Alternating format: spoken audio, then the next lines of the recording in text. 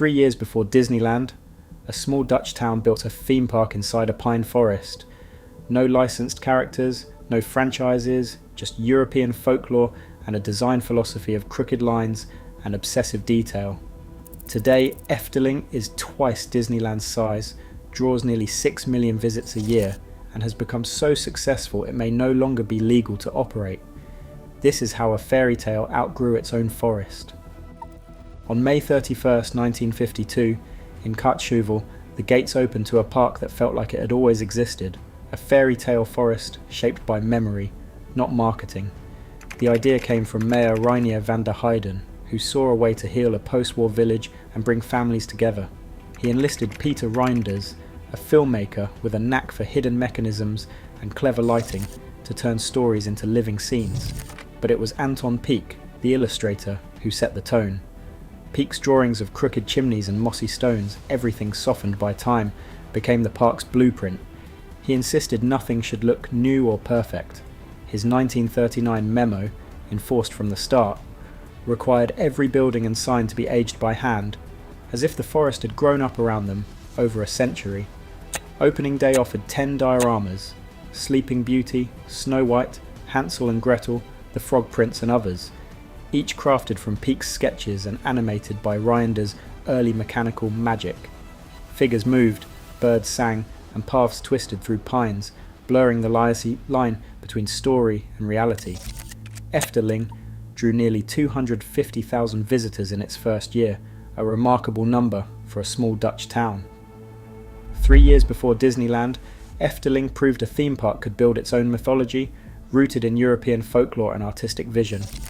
No licensed characters, no imported worlds, just stories made real with obsessive care.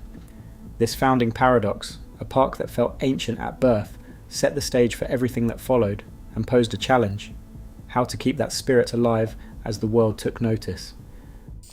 Growth at Efteling has never meant abandoning its roots. Instead, each leap forward has doubled down on the park's original promise, wonder crafted from scratch and not borrowed from blockbusters. The Python, unveiled in 1981, was the park's first steel roller coaster, a twisting, looping serpent that drew thrill seekers from across Europe. Yet even this bold step kept a foot in the old world. The ride's structure wound through trees, its station dressed in the muted colours and uneven lines Anton Pieck demanded.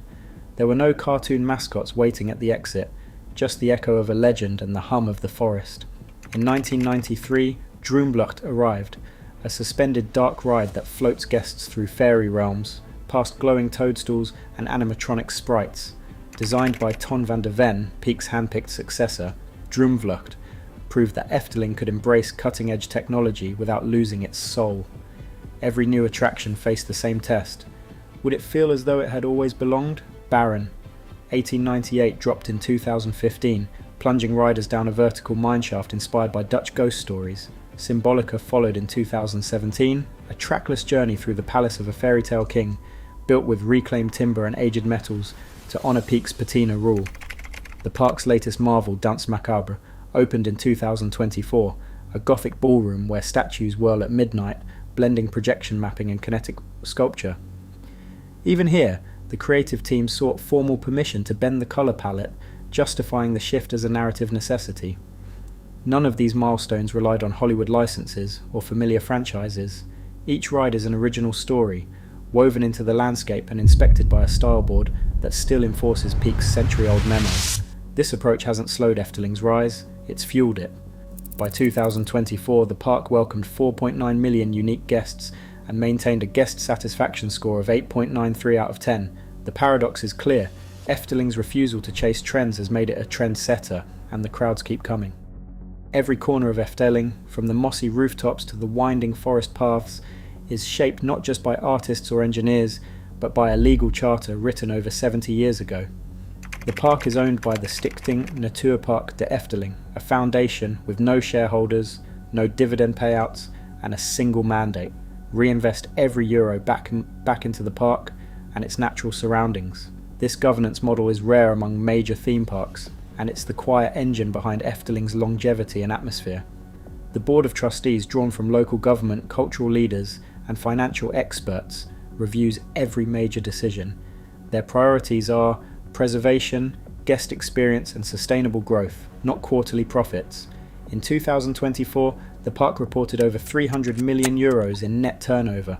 Of that, €105 million was earmarked for reinvestment, new rides, restoration of old scenes, expanded holiday villages, and environmental projects. No outside investor can demand a quick return. No distant executive can order a teardown for a trendier attraction. Instead, the board debates whether a new dark ride should use reclaimed timber or if a hotel facade matches Anton Pieck's century-old patina rule. This structure shows up where visitors feel it most. Efteling's annual guest satisfaction score sits at 8.93 out of 10, among the highest in Europe. Paths are kept quiet and green, even as crowds swell past 4.9 million unique guests a year. The foundation model means that every improvement, from the hand-carved details on Symbolica to the electric shuttle buses circling the resort, is funded by last year's success and measured against the park's original promise. The result is an experience that feels handcrafted and enduring, even as Efteling faces the paradox of becoming too beloved for its own good. British families now account for a new kind of magic at Efteling, one measured not in fairy dust, but in flight bookings, hotel reservations, and a sudden spike in queue times. In 2024, nearly 480,000 visitors arrived from the UK, a 220% increase since 2018. That's 12% of the park's total revenue, and enough to make Britain Efteling's second largest foreign market, just behind Germany. The surge traces back to a targeted digital campaign launched in 2021, promising the fairy tales of Holland to families searching for something beyond the usual Disney or Universal lineup.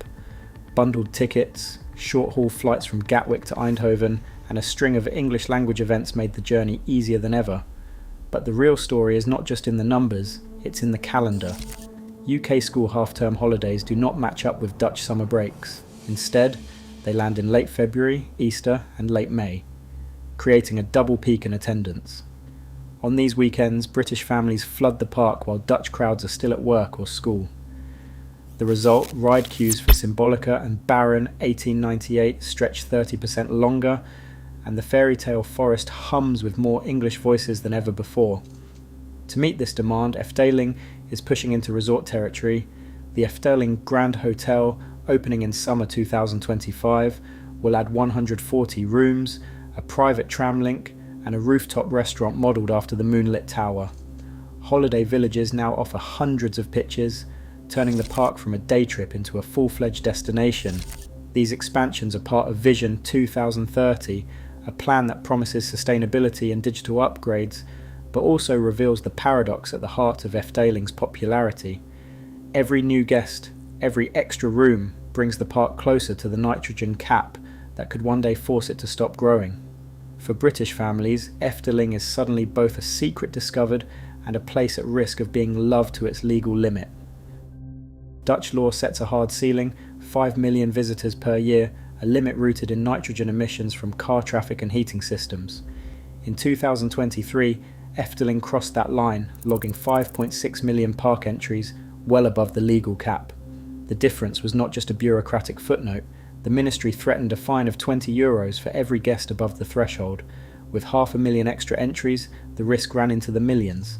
But the numbers hid a technicality. Many counted visits were repeat entries by overnight guests, not unique individuals. In 2024, the park switched to RFID ticketing and began counting only unique visitors, revealing that 4.9 million actual people came through the gates, not 5.6 million. This adjustment, validated by environmental regulators, brought Efteling back under the legal cap, at least for now. Still, 68% of the park's nitrogen footprint comes from visitor traffic, forcing investments in electric shuttles and new mitigation measures. The park's future, its very right to operate, now hangs on a conditional permit, with every new guest pushing Efteling closer to the edge. Universal Studios is preparing to enter the UK market with a 65-acre park in Bedford, set to open in 2029. The location, a quick 45-minute ride from London St Pancras on the HS2 line, promises easy access for millions, with ticket prices already pitched at £89 per adult. Universal is not hiding its playbook. Hollywood franchises will be front and centre, from Jurassic World to Minions to Harry Potter. For British families, this will be the most convenient dose of blockbuster escapism yet. The contrast with Efteling could not be sharper. One side offers a slate of familiar films and global brands, the other a handcrafted world built on original stories and a century-old design rule. As Universal's project takes shape, Efteling faces a new dilemma. How does a park rooted in restraint and authenticity compete with the sheer gravitational pull of intellectual property-driven spectacle just across the channel? Efteling draws nearly 6 million guests a year, more than Universal's Bedford project, while capping expansion to avoid a fine of €600,000 and preserve its fairytale forest.